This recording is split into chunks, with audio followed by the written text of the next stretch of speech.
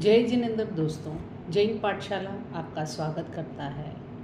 आज की इस वीडियो में हम समझेंगे भवी और अभवी जीव कौन होते हैं। संसार में जीव भिन्न भिन्न प्रकार के होते हैं। तत्वार्थ दिगम सूत्र में बताया सूत्र अनुसार जीव भव्या भव्यत्वादिनी च। जीव मुख्यतः दो प्रकार के होते हैं, भव्य और अभव्य। भव्य और अभव्यापना यह जीव का पारिमाणिक भाव है। भवी का लक्षण सिद्धि गमन योग्यत्वम भव्यस्य लक्षण। मोक्ष में जाने की योग्यता जिसमें पड़ी है वैसे जीव भवी या भव्य जीव कहलाते हैं। भव्य अर्थात मोक्ष प्राप्त करने की योग्यता वाला जीव। मोक्ष प्राप्ति योग्य उपयोगी साधन सामग्री मिलने पर जो जीव मोक्ष प्राप्त कर सके उसे भवी भव्य जीव कहते हैं। अभवी का लक्षण सिद्धि गमना योग्यत्वम अभव्यस्य लक्षणम। जिस जीव में मोक्ष में जाने की योग्यता ही नहीं है वह अभव्य अभवी जीव कहलाता है। मोक्ष के लिए अयोग्य जीव अभवी जीव है, अर्थात मोक्ष प्राप्ति की सभी साधन सामग्रियां प्राप्त होने के बावजूद भी जो कभी भी मोक्ष न पा सके और न ही मोक्ष प्राप्ति की इच्छा हो वह अभव्य जीव कहलाता है। जीवत्व की दृष्टि से दोनों प्रकार के जीव समान होते हुए भी मोक्ष गमन की योग्यता और अयोग्यता के कारण जीव में भव्य और अभव्य दो भेद होते हैं।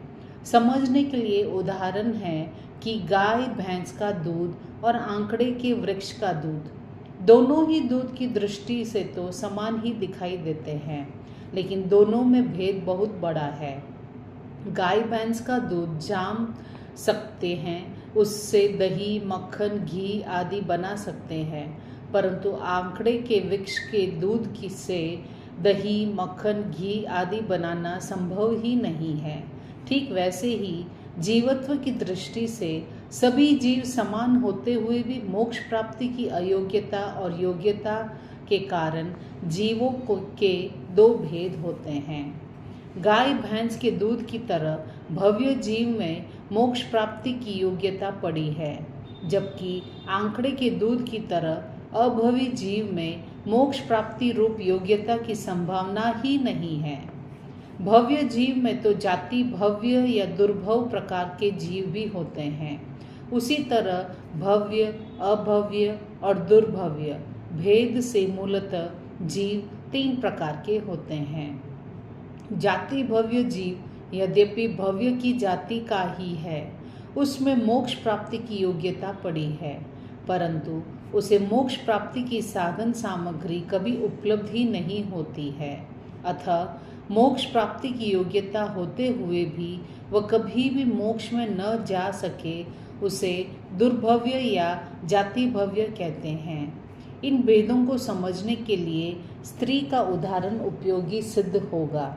जैसे तीन प्रकार की स्त्रियां होती है, जिसमें पुत्र को जन्म देने की योग्यता होती है, दूसरे जिसमें पुत्र को जन्म देने की योग्यता ही नहीं है, अर्थात जो बंध्या है, तीसरे जिसमें पुत्र को जन्म देने की योग्यता होते हुए भी जो संन्यास दीक्षा लेकर साध्वी बन चुकी है।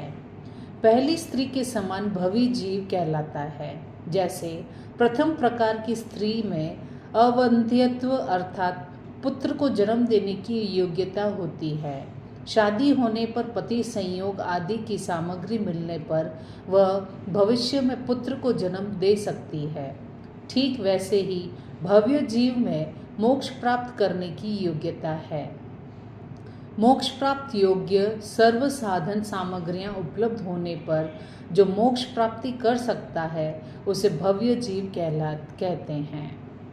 दूसरा बंध्या स्त्री, जिसमें पुत्र को जन्म देने की योग्यता मूलतः ही नहीं है, उसे भले ही शादी पति संयोग आदि सामग्री उपलब्ध हो जाए तो भी वह कदापि पुत्र को जन्म नहीं दे सकती। ठीक वैसे ही अभवी जीव होते हैं जिसमें मोक्ष प्राप्ति की योग्यता मूलतः ही नहीं है। अतः भले ही मोक्ष प्राप्ति योग्य साधन सामग्रियां कितनी भी प्राप्त हो, परंतु वह कदापि मोक्ष प्राप्ति नहीं कर सकते। अर्थात अभवी के लिए मोक्ष प्राप्ति असंभव ही है। तीसरे प्रकार की स्त्री जो शादी के पूर्व कन्यावस्था में ही संसार से विरक्त वैरागन होकर दीक्षा लेकर साध्वी बन जाती है, उसमें पुत्र को जन्म देने की योग्यता यद्यपि है, परंतु दीक्षित साध्वी होने के कारण शादी, पति संयोग आदि सामग्रियां कभी भी प्राप्त हो ही नहीं सकती है। अतः पुत्र को जन्म देने की योग्यता होते हुए भी पुत्र को जन्म दे ही नहीं सकती है। ठीक ऐसे ही जाति भव्य या दुर्भव्य जीव होता है। भव्य की जाति का होने के कारण इसे जाति भव्य कहते हैं। इसमें यद्यपि मोक्ष प्राप्ति की योग्यता जरूर पड़ी है, परंतु मोक्ष प्राप्ति संयोग साधन सामग्रियां कभी भी प्राप्त होती ही नहीं है। अतः योग्यता होते हुए भी कभी भी मोक्ष प्राप्ति नहीं कर सकते हैं। जैसे मूंग में दो प्रकार होते हैं। एक मूंग जल्दी ही पक जाता है और दूसरे को केरट जाति का मूंग जिसे कितने ही घंटों तक चूल्हे पर पानी में चढ़ाया जाए फिर भी नहीं पकता है। अग्नि, पानी आदि साधन सामग्रियां प्राप्त होने पर भी जो कभी भी परिपक्व नहीं होता है, उसी तरह भव्य और अभव्य जीव होते हैं।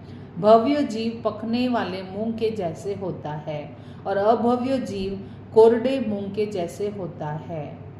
भव्य अभव्य जीव की परीक्षा। शास्त्र में अभवी के विषय में कहा है कि वह सिद्ध क्षेत्र शत्रुंजय के दर्शन भी नहीं कर पाता है। पापी अभवी न नजरे देखे हिंसकपण उदरिए। अर्थात अभवी जीव सिद्ध क्षेत्र शत्रुंजय को देखने, मानने एवं श्रद्धा का विषय बनाने के लिए तैयार नहीं होता है। यद्यपि यह भूमि सिद्ध मुक्त होने की भूमि है। यहाँ से अनेक आत्माएं मुक्त होकर मोक्ष में गई है और भविष्य में भी जाती रहेगी। अभवी जीव मोक्ष एवं मोक्ष प्राप्ति के उपाय तथा मोक्ष मार्ग आदि कुछ भी मानने एवं स्वीकार करने के लिए तैयार ही नहीं है। अतः मोक्ष प्राप्ति की भूमि सिद्ध क्षेत्र सिद्धाचल को वह दृष्टिगोचर भी नहीं कर पाता है। इसका अधिकारी शास्त्रकारों ने भव्य जीव को ही बताया है। अतः सिद्ध क्षेत्र सिद्धाचल की यात्रा एवं दर्शनाद से भव्यपने या भवि की मुहर लगती है। अतः भवि जीव ही सिद्ध क्षेत्र सिद्धाचल की यात्रा एवं दर्शनादि कर पाता है। अब यह प्रश्न उठता है कि हम स्वयं भवि है या अभवि हैं। इसकी परीक्षा कैसे करें? हमें स्वानुभूति कैसे हो कि हम भवि हैं या अभवि? इसका उत्तर स्पष्ट है कि जिस कारण से भव्य अभव्य के भेद पड़े हैं, उसी कारण या लक्षण को हम अपने में देखने की कोशिश करें। अर्थात आत्मनिरीक्षण करते हुए हम स्व आत्मा को पूछें कि तुझे मोक्ष के विषय में श्रद्धा है या नहीं। हे जीव, तू मोक्ष तत्व को मानने या स्वीकार करने के लिए तैयार है या नहीं? यदि इनके उत्तर में आत्मा मोक्ष तत्व के विषय में स्वीकृति प्रदान करे तो निश्चित ही समझना चाहिए कि मैं भव्य जीव हूँ। मानो भले ही एक क्षण के लिए भवी जीव मोक्ष श्रद्धा के लिए तैयार न भी हो, परंतु मोक्ष के अस्तित्व को स्वीकारने में नहीं हिचकिचाएगा।